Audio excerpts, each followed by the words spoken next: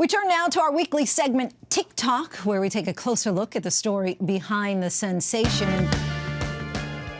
It is spooky season, a time filled with carving pumpkins, dressing up in costumes, and watching reruns of Halloween movies. Right now, true crime content creators are dominating TikTok with their spine-chilling stories. Marianne Nasfu is no stranger to downright scary posts. She's racked up more than 3 million followers by sharing true story crimes, dark tales, and mysteries.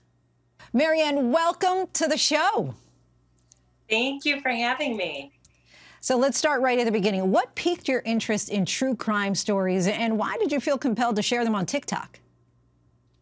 I've always been interested in true crime from when I was younger. And once my following grew at a peak, I noticed that a lot of people who were following me were interested in the same thing. So I decided to start sharing true life stories on there. And the true crime community on the app continues to grow by the second. The hashtag True Crime Community has more than 3.7 billion views. What is about these hair-raising stories that people are so drawn to? I think a lot of it has to do with the safety awareness that comes along with true crime and just sharing victim stories and really digging deep into a serial killer's mind, the psychology behind it all. And I think that's what draws everyone into it. What drew you into it? The same concept of just trying to learn the psychology behind a serial killer. And I've always been into horror films and really dark mystery stories. When I got a little older and I learned that true crime stories is literally about real life victims and real families, then it was always something that was very mind-blowing, and I always felt a need to help them out in some way, but I had no clue on how to do that. And you really invest time in learning about murder cases. How much time would you say that you spend researching serial killers and their stories in order to ensure that your audience is presented with the most accurate facts? Oh, it depends. It depends on what case it is. If it's a case that's not really mentioned a lot in the media, it takes a little longer because I'm constantly trying to dig up information that isn't out there, and it makes it a little harder. Now, if it's something about a crime case that has been all over the news, or it's constantly talked about, or there's a trending show about it, then it makes it a little easier. But it takes a couple weeks to a few months sometimes. And you say that you also make a conscious effort not to glorify these violent acts.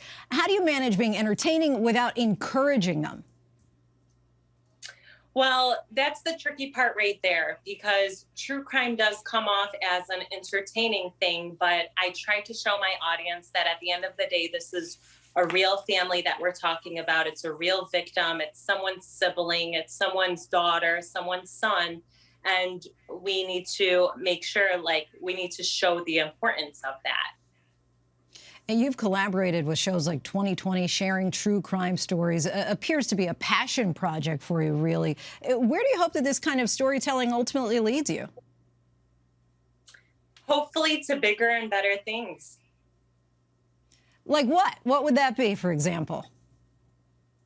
Well, I've already landed a few shows and a few huge movie networks with advertising, like their thriller shows or any kind of true crime shows. So I would love to pick up a few more movies, thriller movies, and maybe even end up on a documentary.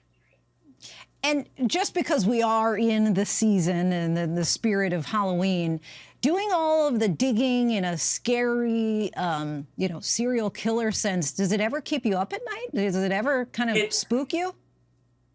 It does. It does that to me a lot. And I do have to take a break. Sometimes I have to take a step back away from it. I'll go a couple weeks without posting anything. And then once my mind is back there again, then I'll come on and I'll start releasing more video, more content. Yeah, I imagine it would spook you from time to time. Marianne Nasfu, we thank you so much for your time. Really appreciate you coming on the show. Happy Halloween. Thank you so much for having me.